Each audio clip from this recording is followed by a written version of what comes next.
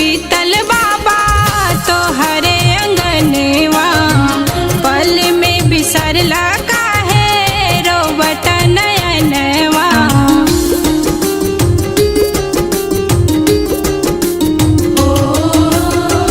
बचपन बीतल बाबा तो हरे अंगनवा, पल में बिसरला काहे रोवत नयनवा।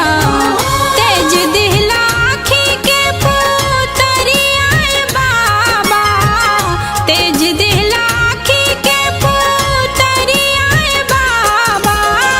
तनिको न कइला विचार हो, कवन गलतिया के कारण बाबा भेजेला दूसरा दुआर हो, भेजेला दूसरा दुआर हो।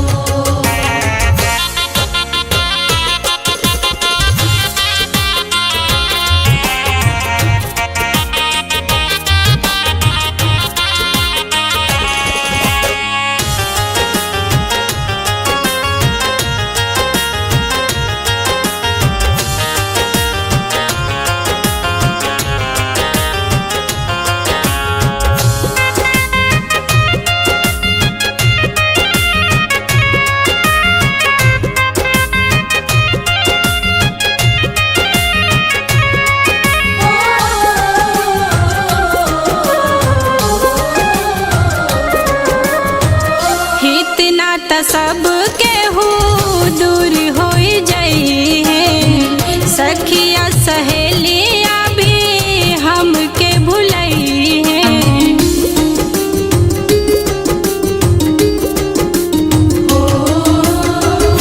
इतना त सब केहू दूर हो जाई है, सखिया सहेलिया भी हमके भुलई है। चुटकी भर पारी से नूर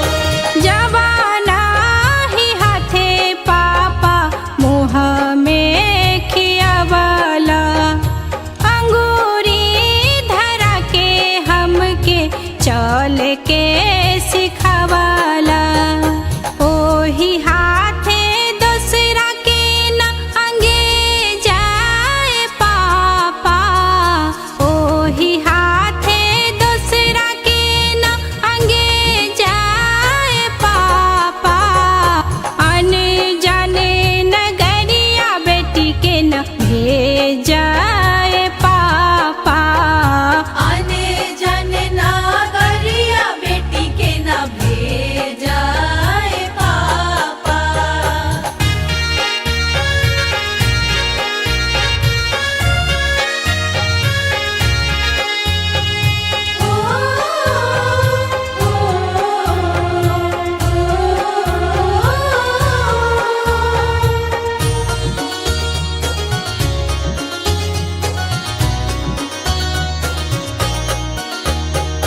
तोहारी पोखरवा के हम एक ही मछरिया जानी निकाल पापा जल से बहरिया